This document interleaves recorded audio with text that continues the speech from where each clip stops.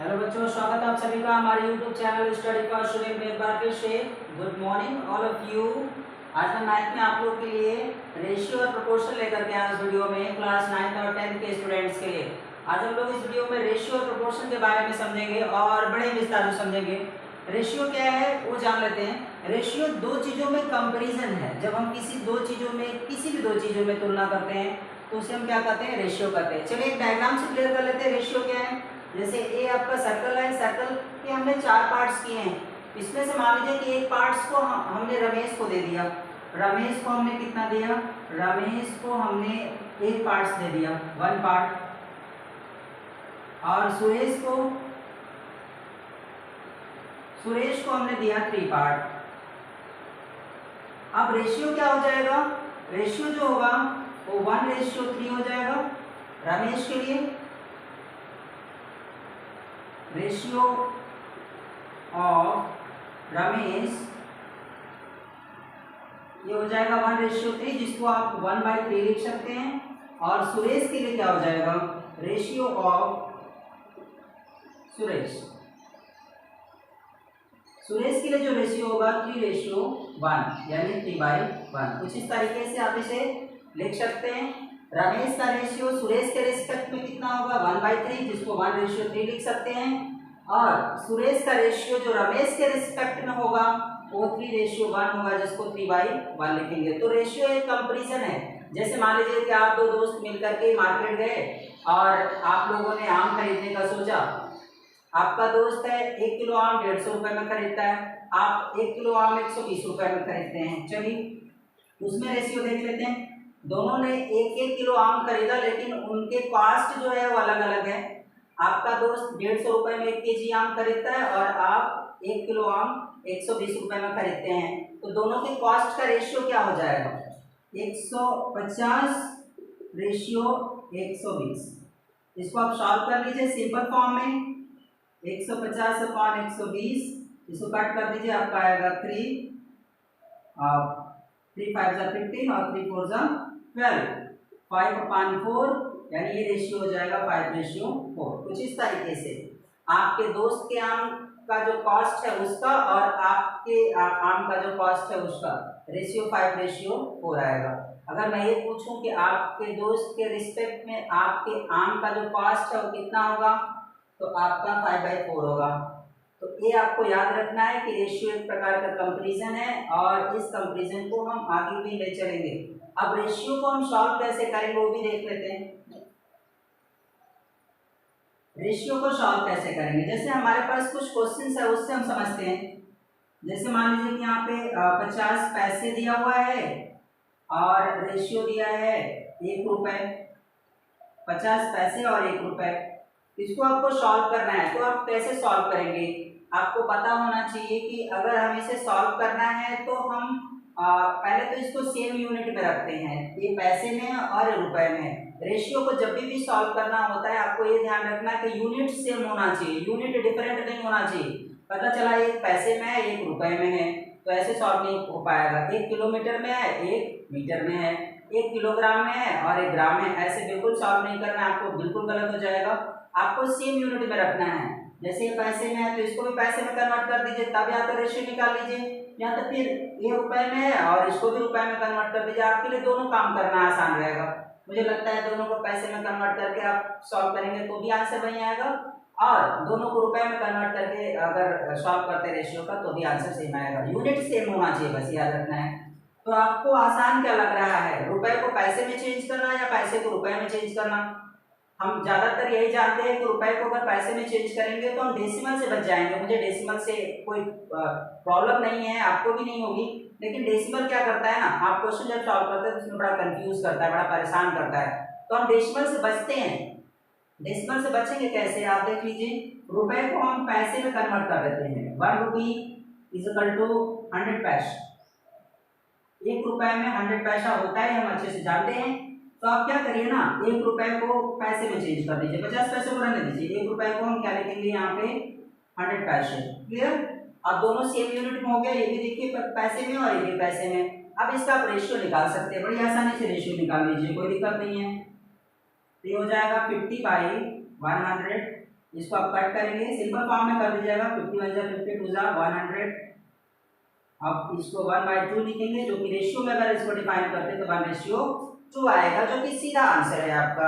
इस तरीके से जब भी रेशियो के क्वेश्चंस को आपको सॉल्व करना है तो आप क्या करिएगा, सबसे पहले उसका यूनिट सेम रखिएगा, यूनिट डिफरेंट नहीं होना चाहिए, नहीं तो फिर आंसर गलत हो जाएगा आप सॉल्व करेंगे। जैसे कुछ एग्जांपल और देख लेते हैं।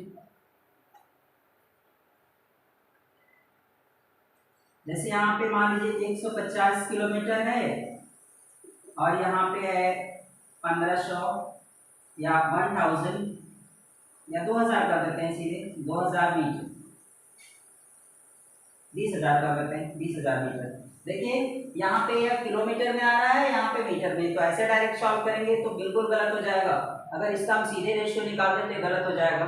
या तो दोनों को किलोमीटर में रख दीजिए या तो दोनों को मीटर में रख दीजिए, तभी आप सॉल्व करिए। सेम यूनिट में होना ज्यादा जरूरी है। अब आपको आसान क्या लग रहा है, किलोमीटर को मीटर में कन्वर्ट कर दे या मीटर को किलोमीटर में कन्वर्ट कर दे, आपको जिस तरीके से आसान लग रहा है उस तरीके से आप कर सकते हैं। साइड में हम लिख देते हैं 1 किलोमीटर में 1000 मीटर होता है, 1000 मीटर। अब आपको 1 किलोमीटर में अगर 1000 मीटर होता है तो यहाँ 150 किलोमीटर है, तो मल्टीप्लाई करके आप इसको मीटर में चेंज कर सकते हैं किलोमीटर को, उसके बाद आप रेशियो निकाल लीजिए, ऐसा कर सकते हैं।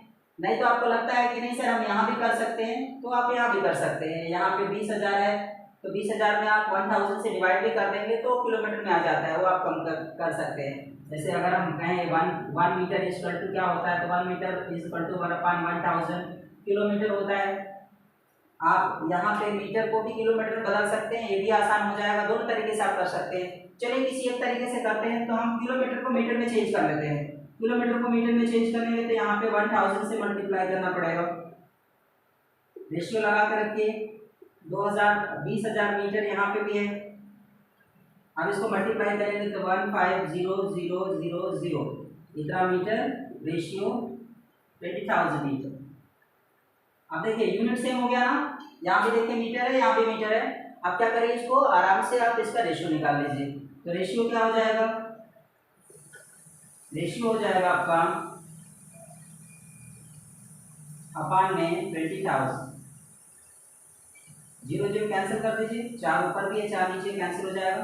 कुल मिलाकर के बचता है 15/2, यानी रेशियो आप लिखेंगे तो 15:2 लिखेंगे। कुछ इस तरीके से आप इसे सॉल्व कर सकते हैं। तो ये रेशियो का ये सीधा सीधा एग्जांपल हमने आपको दे दिया है। तो रेशियो आप इस तरीके से आप घर पे बुक ओपन करिए, वहां से आप सॉल्व करके प्रैक्टिस कर लीजिए, हो जाएगा। अब हम आगे थोड़ा चलते हैं। रेशियो के बाद हमारा दूसरा वाला टॉपिक इसी में है प्रपोर्शन। प्रपोर्शन क्या होता है वो जान लेते हैं। सबसे पहले हम लोग प्रपोर्शन ही जान लेते हैं, प्रपोर्शन क्या है।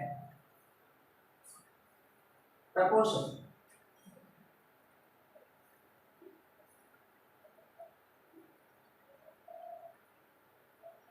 कुछ एग्जांपल से समझते हैं। जैसे हमने किसी चीज का रेशियो 3/4 है, एक रेशियो 3/4 है, एक रेशियो आपका 9/12 है। इस तरीके से आप इसे अगर देखें ध्यान से तो ये दोनों के दोनों रेशियो सेम है। ये तो आपका 3/4 है, इसको कट करेंगे 3 3 9 3 4 12, देखिए 3/4 आ रहा है। यानी मेरे कहने का मतलब यह है कि प्रपोर्शन का क्या मतलब होता है। प्रपोर्शन में एक से ज्यादा रेशियो होते हैं, सबसे पहले ये जानिए। प्रपोर्शन में सिर्फ एक रेशियो नहीं होता, प्रपोर्शन में एक से ज्यादा रेशियो होते हैं। जैसे यहाँ पे देखिए एक रेशियो है, एक रेशियो है, इससे ज्यादा भी हो सकते हैं, 3 4 5 रेशियो आप लिख सकते हैं एक साथ। लेकिन उसे प्रपोर्शन आप कब कहेंगे, एक रेशियो को प्रपोर्शन कब कहा जाता है। जैसे यहाँ पे 2 रेशियो है तो दोनों आपस में प्रपोर्शन कब होंगे, जब दोनों सेम होंगे। जब 2 या 2 से अधिक रेशियो सेम होते हैं तो उन्हें हम क्या क्या कहते हैं, प्रपोर्शन कहते हैं। यानी इसको आप ये लिख सकते हैं आराम से 3/4 = 9/12, क्योंकि ये बराबर है। अगर आपको एक से ज्यादा रेशियो नजर आते हैं और रेशियो बराबर है, जैसे हमने सिंपल फॉर्म में किया तो बराबर ही है। अगर इस तरह के रेशियो आपको बराबर मिलते हैं तो इसका मतलब है कि ये रेशियोज क्या हैं, आपके प्रपोर्शंस हैं। प्रपोर्शंस याद रखिए, एक से ज्यादा रेशियो होते हैं लेकिन ये रेशियो आपस में क्या होते हैं, इक्वल होते हैं, समान होते हैं, तब इन्हें आप क्या कर सकते हैं, प्रपोर्शन कर सकते हैं। याद रखिए अगर आप 3/4 = 9/12 लिखते हैं तो ये आपस में बराबर है, इसलिए प्रपोर्शंस कहलाएंगे। क्लियर, हम इस तरीके से समझ लेते हैं। एक एग्जांपल और सेट करके देख लेते हैं। जैसे हमने लिखा 2/4 और 4/8 इस तरीके से हमने लिख दिया इसको। अब इसको भी हमें चेक करना है कि ये बराबर है क्या, तो इसको सिंपल फॉर्म में कन्वर्ट कर देते हैं। सिंपल में ले जाएंगे तभी समझ में आएगा। यहाँ भी 4 × 4 2 8 देखिए बराबर आ रहा है। सिंपल फॉर्म में कन्वर्ट कर लीजिए, अगर कटता है तो इसको कट करके छोटा कर लीजिए, छोटा होते ही आपको पता चल जाएगा कि बराबर है कि नहीं है। देखिए मैं कट करके चेक किया तो ये बराबर है। 1/2 यहाँ भी आ रहा है, 1/2 यहाँ भी आ रहा है। इसका मतलब है कि 2/4 जो हमारा क्वेश्चन है 4/8 के ये बराबर है। अगर 2/4 और 4/8 आपस में बराबर है तो इसका मतलब ये हो जाता है कि 2/4 और 4/8 आर इन प्रोपोर्शन। याद रखिए 2/4 and 4/8 are in proportion. Clear हो गया। तो 2 या 2 से अधिक रेशियोज प्रोपोर्शन में तभी होंगे जब उनकी वैल्यू सेम होगी या उनको सिंपल फॉर्म में कन्वर्ट करने के बाद, लोवेस्ट फॉर्म में कन्वर्ट करने के बाद जब वो एक जैसे होते हैं, इक्वल होते हैं नॉमिनेटर डिनोमिनेटर में, तो उन्हें आप क्या कर सकते हैं, प्रोपोर्शंस कर सकते हैं। चलिए आगे चलते हैं प्रोपोर्शन में ही। प्रोपोर्शन का सेट क्या होगा। सबसे पहले हमें ये अगर हमारे पास 2 या 2 से अधिक रेशियो है तो सबसे पहले हमें ये बताना होगा या ये चेक करना होगा कि वो प्रोपोर्शन में है कि नहीं है। अगर वो प्रोपोर्शन में है तो उसको लिखेंगे कैसे। जैसे मैंने अभी लिखा था आपके सामने 2/4 और 4/8 इस तरीके से मैंने लिखा था इसको। ये प्रोपोर्शन में है, सबसे पहले आप यही चेक करेंगे। तो शुरू करते हैं, इसको चेक करते हैं। तो 1/2 हो जाएगा, कट करेंगे तो इसको कट करेंगे तो 1/2 हो जाएगा। 2 × 2 = 4 जैसा कि मैं अभी बताया था आपको। 4 × 4 4 × 8 तो ये आपको ये पता हो जाता है। पहले ये चेक करना है कि प्रोपोर्शन में है कि नहीं। अगर ये प्रोपोर्शन में है तो इसको लिखेंगे कैसे। इसको लिखने के कई सारे तरीके हैं। 2/4 = 4/8 आप इस तरीके से भी लिख सकते हैं, ये प्रोपोर्शन में कहलाते हैं, इस तरीके से बराबर होते हैं। तो दूसरे तरीके से आप कैसे लिख सकते हैं, 2/4 दूसरे तरीके से लिखना होगा तो 2/4 प्रोपोर्शन 4/8 इस तरीके से इसे लिखा जाता है। ये दोनों तरीके से आप लिख सकते हैं। इसको भी आप प्रोपोर्शन में कहेंगे, ये भी आपका प्रोपोर्शन है और ये भी आपका प्रोपोर्शन है। दोनों तरीके से आप लिख सकते हैं इसको। इसमें देखिए 2/4 यहाँ पे है 2/4 में, और 4/8 यहाँ पे है जो 4/8 में है, और बीच में जो डॉट लगा हुआ 4 इसका मतलब प्रोपोर्शन है। ये प्रोपोर्शन का साइन होता है, याद रखिए इसे प्रोपोर्शन का साइन बोलते हैं, प्रोपोर्शन का साइन है। इस तरह से जो 4 डॉट लगे हुए पैरेलल उन्हें प्रोपोर्शन का साइन कहा जाता है। ठीक, अब इस तरीके से आप प्रोपोर्शन को लिखते हैं और इस तरीके से भी लिख सकते हैं। चलिए इस तरीके से अगर लिखते हैं तो इसमें 4 टर्म होते हैं। याद रखिए प्रोपोर्शन में 4 टर्म का होना जरूरी है। 4 term, first term, second term, third term और फोर्थ टर्म।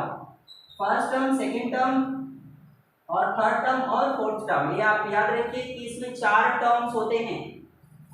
अब जब ये 4 टर्म होते हैं तो इनकी आपस में वैल्यू तो होती होगी ना, इनको क्या कहा जाता है वो याद रखिए। तो फिलहाल हम इसको लिखने जा रहे हैं ऊपर थोड़ा 2/4 प्रोपोर्शन 4/8। इसको ऐसे पढ़ा भी जाता है, इसको कैसे पढ़ते वो भी याद रखिए। 2/4 प्रोपोर्शन 4/8। अब इसमें जो 4 टर्म्स होते हैं इनमें आपस में रिलेशन है। ये फर्स्ट टर्म और सेकंड टर्म, फर्स्ट टर्म और लास्ट टर्म को क्या कहा जाता है, एक्सट्रीम कहा जाता है। फर्स्ट टर्म और लास्ट टर्म को क्या कहा जाता है, एक्सट्रीम कहा जाता है। और सेकंड टर्म और थर्ड टर्म को क्या कहा जाता है, मीन कहा जाता है। क्या कहा जाता है, मीन। आप इसे याद रखिए, फर्स्ट टर्म और लास्ट टर्म यानी दोनों बाहर वाले टर्म को एक्सट्रीम कहा जाता है और बीच वाले दोनों टर्म्स को, अंदर वाले दोनों टर्म को मीन कहा जाता है। अब इसमें क्या रिलेशन है वो जान लेते हैं, यानी एक्सट्रीम टर्म्स और मीन टर्म में क्या रिलेशन है वो देखते हैं। Product of extreme is equal to product of mean, ये रिलेशन है और ये आपको याद रखना है। जब तक आप प्रोपोर्शन पढ़ेंगे तब तक ये आपको याद होना चाहिए, क्योंकि इसी पे क्वेश्चन सॉल्व किया जाएगा। जितने भी क्वेश्चन सॉल्व करेंगे इसी पे सॉल्व करेंगे। Product of extreme is equal to product of mean. यानी इन दोनों का प्रोडक्ट, बाहर वाले टर्म्स का और अंदर वाले टर्म्स का प्रोडक्ट आपस में बराबर होता है। चलिए चेक कर लेते हैं बराबर होता है कि नहीं। चेक कर लीजिए, एक्सट्रीम का प्रोडक्ट निकालिए तो एक्सट्रीम का प्रोडक्ट कितना हो जाएगा, product of extreme is equal to 2 into 8 is equal to 16, product of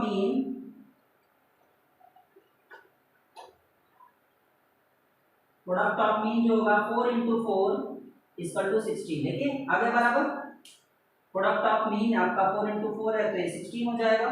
इस तरीके से ये फार्मूला आप अप्लाई कर सकते हैं। आपके पास प्रोपोर्शंस के हमने एक एग्जांपल से आपको समझाया कि प्रोपोर्शन क्या होता है, टर्म्स में चार होते हैं तो चार कैसे टर्म्स होते हैं, उनमें रिलेशन क्या होता है, वो फार्मूले से आपको पता चल गया। फार्मूला आपको याद होना चाहिए, जो बॉक्स में लिखा है बहुत जरूरी है। इसी की सहायता से हम क्वेश्चन इसमें सॉल्व करेंगे एप्लीकेशन बेस्ड वाले। चलिए शुरू करते हैं आगे, इसमें थोड़ा और आगे चलते हैं। Kinds of proportion, kinds of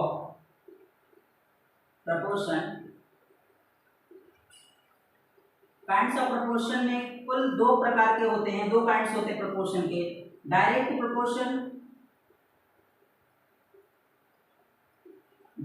proportion, दूसरा है इनवर्स प्रोपोर्शन,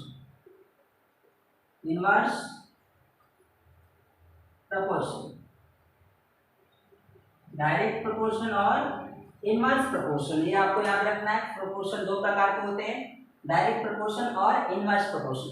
चलिए सबसे पहले हम लोग डायरेक्ट प्रोपोर्शन समझ लेते हैं कि क्या होता है। डायरेक्ट प्रोपोर्शन में हम कुछ एग्जांपल से आपको समझा देते हैं कि होता क्या है। जैसे कि मान लीजिए कि हम 2 किलो चावल 80 रुपए में खरीद रहे हैं, तो 4 किलो चावल का दाम बढ़ेगा, 4 किलो चावल का दाम 160 रुपए हो जाएगा, मतलब just double.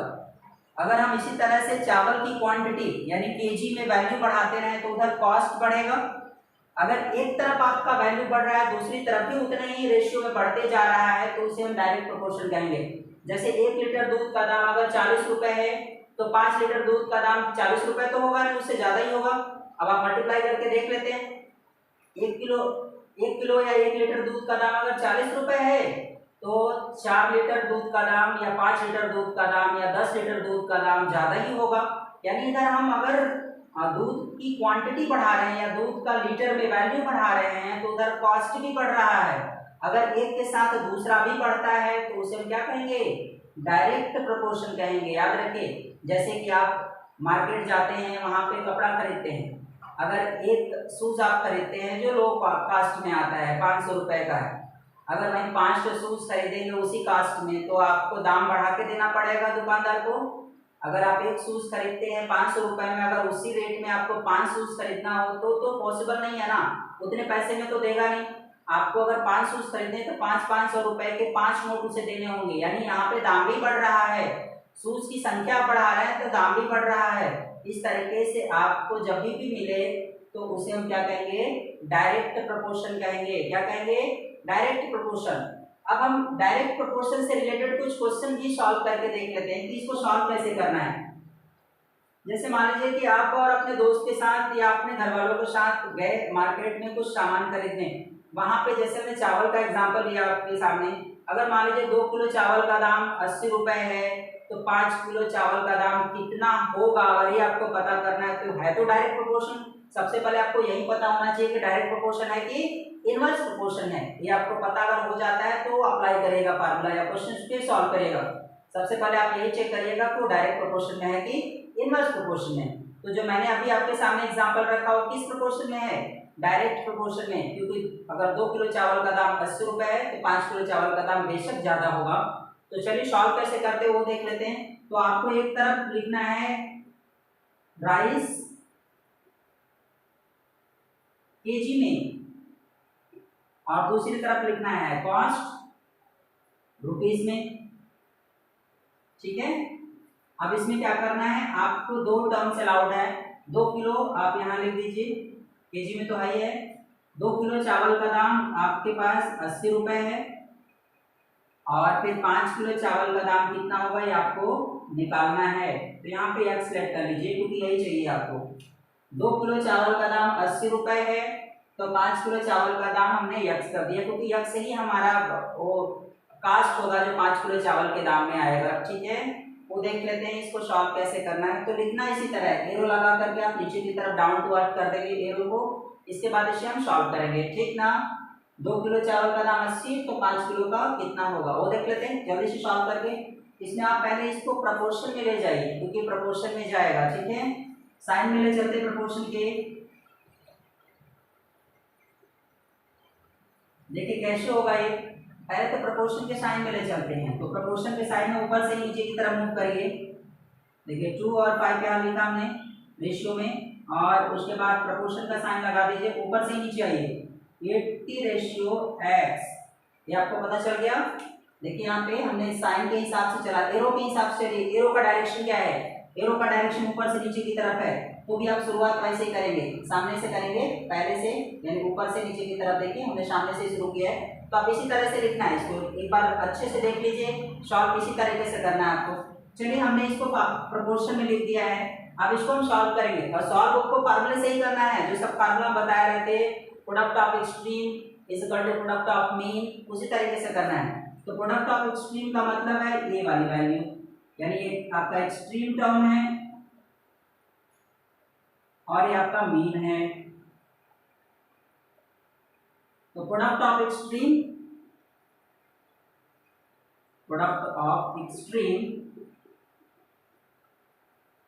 Equal to product of mean. ठीक, फार्मूला लिख दीजिएगा। फार्मूला लिखने के बाद फिर टर्म्स आपके पास अवेलेबल है, वहां रख के सॉल्व कर लेते हैं।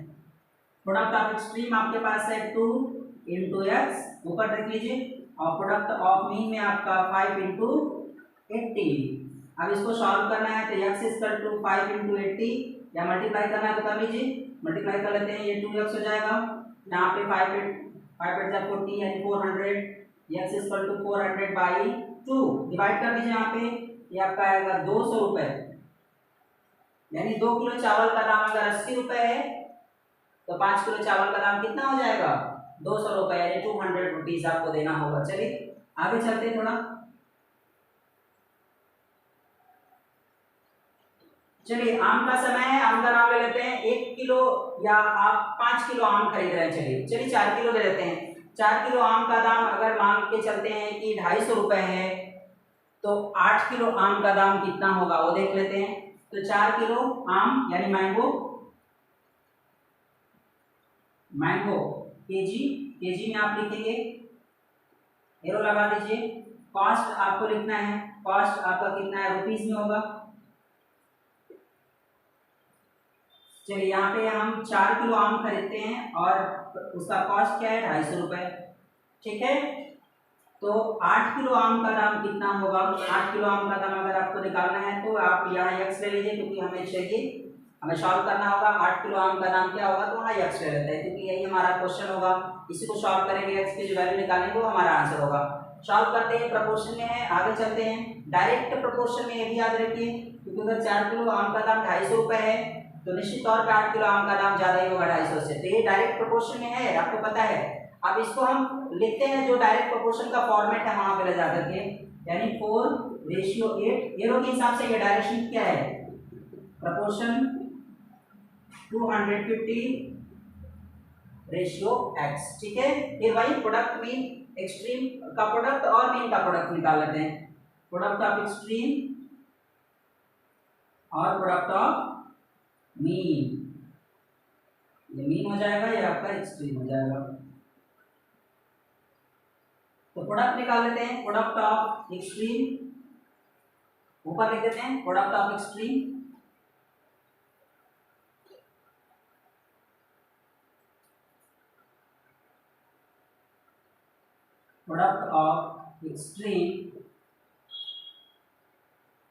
इक्वल टू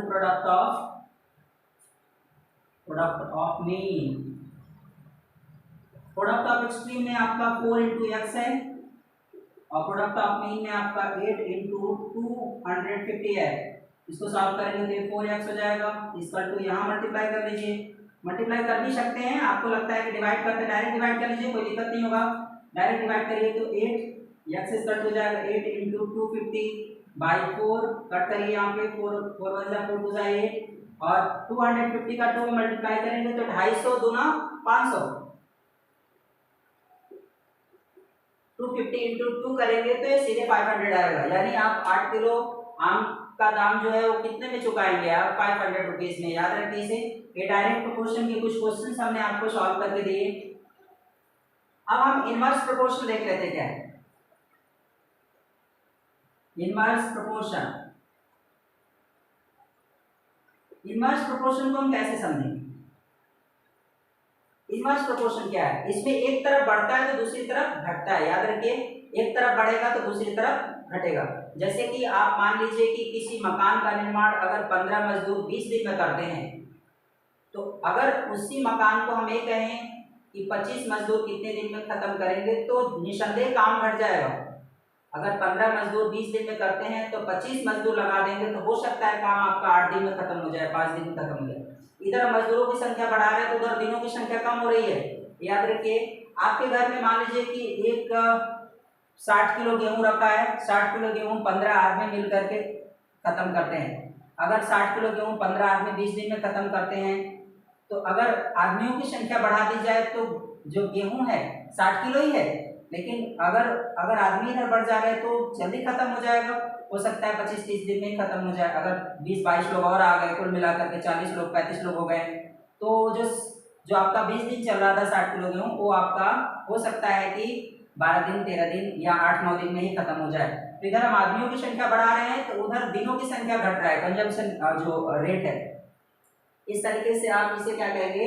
इनवर्स प्रोपोर्शन कहेंगे। जैसे कुछ हम एग्जांपल से सॉल्व करके आपको बता देते हैं। जैसे आप मार्केट जाते हैं तो आप कोई भी चीज़ खरीदते भी हैं, और जैसे मजदूरों की बात करें तो मजदूर आपके यहाँ किसी भी काम के लिए आते हैं। जब भी आपका कोई कंस्ट्रक्शन का काम चल रहा है तो अभी तो आपने जो डायरेक्ट प्रोपोर्शन में पढ़ा उसमें आप कोई सामान खरीदने जाते हैं तो वहाँ पे करते हैं, तो जितनी क्वांटिटी में आप खरीदते हैं उससे ज़्यादा उतनी क्वांटिटी में आपको रेशियो बढ़ाना पड़ता है। यहाँ क्या है, आपके घर में अगर 10 मजदूर किसी काम को 20 दिन में खत्म करते हैं तो अगर काम वही है तो अगर आप जल्दी चाहते हैं तो मजदूरों की संख्या बढ़ानी पड़ेगी। चलिए शुरू करते हैं। यहाँ पे अगर मान लीजिए 10 मजदूर किसी काम को 20 दिन में करते हैं तो कैसे करेंगे इसको सॉल्व? यहाँ पे लिख दीजिए मजदूर और यहाँ पे लिख दीजिए दिन, कितने दिन में खत्म करेंगे। ठीक है, 10 मजदूर किसी काम को मान लीजिए 15 दिन में खत्म करते हैं, 15 दिन। यहाँ पे एरो उल्टा लगेगा, एरो उल्टा लगाइएगा। ठीक है, 10 मजदूर किसी काम को 15 दिन में खत्म करते हैं तो मान के चलिए अगर 20 मजदूर है या 25 मजदूर हो गए, कुल 25 मजदूर अगर हो जाते हैं, यानी 15 मजदूर और बढ़ा दिए जाए। अगर 15 मजदूर और बढ़ा दिए जाते तो 10 तो पहले से थे, 15 और आ गए तो कुल कितने हो गए? 25 मजदूर। अब 25 मजदूर मिलकर के उस काम को कुल कितने दिन में खत्म करेंगे? तो आप मान के चलिए यहाँ x है, x दिनों की संख्या मान लेते हैं कि x दिन में खत्म करेंगे, x हमें निकालना पड़ेगा, याद रखना है। हाँ, एक चीज तो और भी याद रखना ज्यादा जरूरी है। जैसे 10 मजदूर पहले से काम कर रहे हैं, 15 मजदूरों को हमने और बढ़ाया क्योंकि काम मुझे जल्दी खत्म करना है। तो ये नहीं कि यहाँ पे 15 आपने रख दिया, आपको जोड़ के रखना है क्योंकि 10 मजदूर पहले से काम कर रहे हैं, 15 आपने बुलाए हैं तो कुल 25 मजदूर हो गए। तो यहाँ पे 25 रखना है, ना कि 15 रख देना है।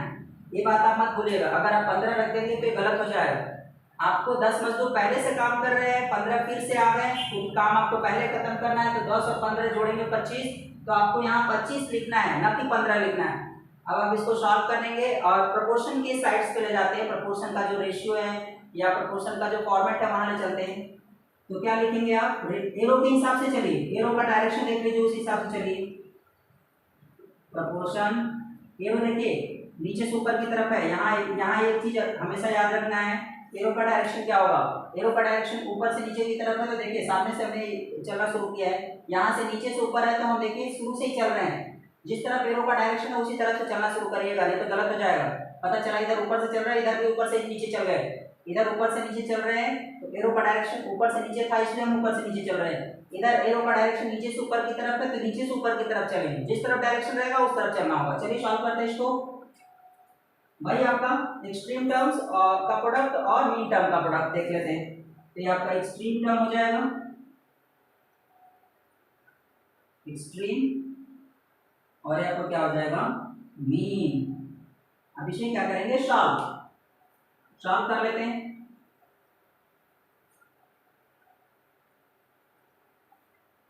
तो product of extreme equal to product of mean. Product of extreme में आपका 10 इंटू 15 है और 25 इंटू एक्स आपका मीन है। इसको सॉल्व कर लेते हैं, मल्टीप्लाई कर दीजिए, यहाँ पे 150 हो जाएगा, इसका 25 एक्स हो जाएगा। आपको एक्स चाहिए तो 150 बाई 25 डिवाइड करिए, 5 5 जा 25, 5 3 जा 15, 5 4 जा 5, 5 6 जा 30, 6 डेज आपका आ जाता है। ठीक है, 6 डेज, इसे आप याद रखिए। यानी मजदूर काम 6 दिन में खत्म कर देंगे अगर 25 मजदूर मिलकर उसी काम को कर रहे हैं। देखिए आपके सामने इनवर्स प्रोपोर्शन है, क्योंकि आप 10 मजदूर लगा के 15 दिन में काम खत्म कर रहे थे। 25 मजदूर अगर एक साथ मिलकर काम करते हैं तो देखिए दिनों की संख्या बढ़ गई, 15 दिन से आकर के 6 दिन में आ गया, तो काम 6 दिन में खत्म हो जाएगा। इसे इनवर्स प्रोपोर्शन कहते हैं। चलिएगा एग्जाम्पल और इसमें सॉल्व कर लेते हैं जब तक कि आपको अच्छे से क्लियर हो जाए। मान लीजिए किसी हॉस्टल में 500 बच्चे हैं, किसी हॉस्टल में 500 बच्चे हैं, वहां पे राशन आप 200 दिन चलता है। 500 बच्चे हैं, राशन जो है 200 दिन चलता है, जितनी भी क्वांटिटी राशन की हो। लेकिन अगर मान के चलते हैं कि 200 बच्चे और आ गए हॉस्टल में, तो क्या राशन पहले खत्म हो जाएगा? बिल्कुल खत्म हो जाएगा। चलिए शुरू करते हैं। हॉस्टल में जो स्टूडेंट्स हैं, यहाँ पे स्टूडेंट्स लिख दीजिए और यहाँ पर लिख दीजिए डे। वो आप उल्टा ही लगाइएगा। मान लीजिए कि 500 स्टूडेंट के लिए जो राशन है वो कितने दिन चलता है? 200 दिन चलता है। ठीक है, 500 स्टूडेंट के लिए राशन है और वो हॉस्टल में 200 दिन चल जाता है। अब मान लीजिए कि 400 स्टूडेंट और आ गए, 400 स्टूडेंट और आ गए, तो 500 तो पहले से हैं, 500 पहले से हैं, 400 और आ गए, कुल कितने स्टूडेंट हो गए? 900 स्टूडेंट हो गए। तो यहाँ पे आपको 900 लिखना है। अब कुल मिलाकर के हॉस्टल में 900 स्टूडेंट हैं, क्योंकि 400 अब आ चुके हैं। अब 900 स्टूडेंट है तो राशन पहले खत्म हो जाएगा। अब कितने दिन पहले खत्म हो जाएगा वो तो मुझे पता नहीं है। यहाँ पे क्या करेंगे, कितने दिन चलेगा वो हमें निकालना होगा। 200 दिन तो 500 स्टूडेंट के लिए चल रहा है, लेकिन 900 स्टूडेंट हो गए तो राशन कितने दिन चलेगा, यानी कितना दिन में खत्म हो जाएगा। चलिए सॉल्व करते हैं इसको, प्रोपोर्शन के सेट पे ले जाते हैं। तो 500 रेशियो 900 प्रोपोर्शन x इंटू 200। याद रखिए डायरेक्शन को देख करके चलिएगा, नहीं गलत हो जाएगा। अब आपको वही काम करना है, एक्सट्रीम टर्म का प्रोडक्ट और मीन टर्म का प्रोडक्ट। ये एक्सट्रीम टर्म है और ये मीन है, इनका प्रोडक्ट आप निकाल देंगे, आपका आंसर आ जाएगा। चलिए सॉल्व कर लेते हैं इसको। तो product of mean equal to product of extreme. ठीक है, प्रोडक्ट ऑफ मीन का मतलब हो गया 900 इंटू एक्स और प्रोडक्ट ऑफ एक्सट्रीम का मतलब 500 इंटू 200। अब क्या करना है, इसे सॉल्व कर लेना है। तो मल्टीप्लाई कर लेते हैं। चलिए छोड़िए, मल्टीप्लाई की जरूरत ही नहीं है, यहाँ पे ऐसे ही रहने दीजिए। 900 ये कट कर दीजिए, ऊपर मल्टीप्लाई कर लीजिए आप 1000/9। ये आप फिक्स नंबर में ले जाइए ताकि आपको पता चले दिन कितने दिन चलेंगे, और कुछ घंटों में भी आएंगे क्योंकि पूरा कटेगा नहीं। तो 1000 में आप 9 से डिवाइड कर दीजिए। 9 1 9, 110, 9 1 9, 0, 9 1 9। यानी इस तरीके से आप इसको मिक्स नंबर में लिखेंगे तो 1 1 1 और 1/9, यानी 111 का इंटीजर 1/9 डेज ये आपका चलेगा। यानी कुल मिलाकर के 111 दिन चलेंगे आपके पास। और साथ ही साथ आप इसको डेज में है, इसको आप किस में कन्वर्ट कर सकते हैं? आवर में कन्वर्ट कर सकते हैं। 1/9 जो आपका डेज है, तो 111 दिन ऐसे हो जाते हैं, तो 1/9 डेज का मतलब 24/9 करेंगे तो ये आपका हो जाएगा 9 2 18, बच कितना रहा है, पेपर डिवाइड कर लीजिए इसमें, तो 9 से डिवाइड 24 में करेंगे तो 9 2 18, 6 बचेगा, पॉइंट लगा दीजिए यहाँ पे 60, 9 9 6 54, 54, ये कटेगा नहीं, बिल्कुल कटेगा नहीं, यानी ये देख करके आप अप्रोक्सीमेटली अगर लिखना चाहते हैं तो आप 111 डेज 1/9 आवर, इसको आप ऐसे लिख सकते हैं, क्योंकि कटेगा नहीं तो 2 घंटे कुछ मिनट्स या सेकंड्स में आएंगे आगे। ये जो आपको दिख रहा है 2.6 या समथिंग उधर डेसिमल में आएगा, क्योंकि पूरी तरीके से कटने वाला तो है नहीं, तो 2 घंटे कुछ मिनट्स आपको चल जाएगा। तो यहाँ पे 1/9 आवर्स हमने लिख दिया है, जिसको आपको लगता है कि नहीं हम इसको आवर में सॉल्व करके डेसिमल, क्योंकि मैं एग्जाम्पल रैंडमली लिया आपके सामने, तो कुछ ऐसे अप्रॉक्सीमेटली आ जाएगा, 2 घंटे 60 मिनट या 70 मिनट कुछ करके आएगा, इस तरीके से कटेगा। तो फिलहाल आपको याद रखना है कि आप कितने दिन भोजन चल जाएगा, अगर 900 स्टूडेंट्स हो जाते हैं हॉस्टल में तो 111 दिन 1/9 आवर्स भोजन चलेगा, यानी कितने दिन पहले खत्म हो जाएगा, अगर ये याद रखना है तो 200 में से इसको माइनस कर देना है। 2 तरीके के सवाल पूछे जाते हैं इसमें, आपसे एक पूछा जाता है कि भोजन कितने दिन चलेगा, तो अगर भोजन कितने दिन चलेगा का मतलब 111 दिन 1/9 आवर्स होगा।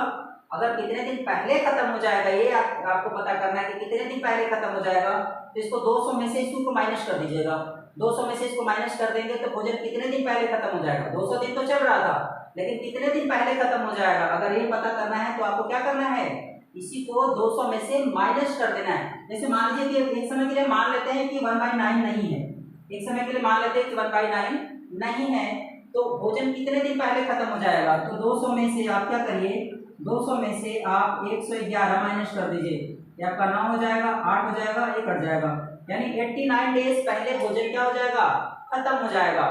यानी हॉस्टल में अगर 900 स्टूडेंट की प्रेजेंटेशन मौजूद है फिलहाल इस समय, जो भोजन का इस्तेमाल लगातार कर रहे हैं और भोजन कंज्यूम हो रहा है, तो कितने दिन पहले भोजन खत्म हो जाएगा, तो आप बोलेंगे 89 डेज पहले खत्म हो जाएगा, और भोजन कितने दिन चलेगा, तो 111 दिन बताना है। 2 तरीके के सवाल इसमें पूछे गए हैं, ठीक है, ये आपको याद रखना है। आज मैंने आपको रेशियो और प्रोपोर्शन पे वीडियोस बना करके दे दिया है, इसे आप घर पे प्रैक्टिस करिए, बुक ओपन करिए, इसे सॉल्व करिए, सॉल्व करके आपको कितने अच्छे से समझ में आए उसे हमें कमेंट बॉक्स में जाकर के कमेंट में रिप्लाई भी कर सकते हैं। फिलहाल के लिए आप लोग के लिए इतना ही रहेगा, आने वाले वीडियोस में भी आपको हम बहुत कुछ देते रहेंगे, और वीडियो को ज़्यादा से ज़्यादा शेयर करें, लाइक करें, और कमेंट बॉक्स में जाकर के कुछ करेक्शन चाहिए या कुछ पढ़ना हो तो आप जाकर के वहाँ पे टाइप कर सकते हैं। सब्सक्राइब करें, बेल आइकन्स को जरूर दबाएं, अगर आपने नहीं किया है तो जरूर कर लें, ताकि आने वाले बाकी वीडियोस के नोटिफिकेशन हम आपको आसानी से देते रहें। फिलहाल के लिए इतना ही, धन्यवाद, गुड डे।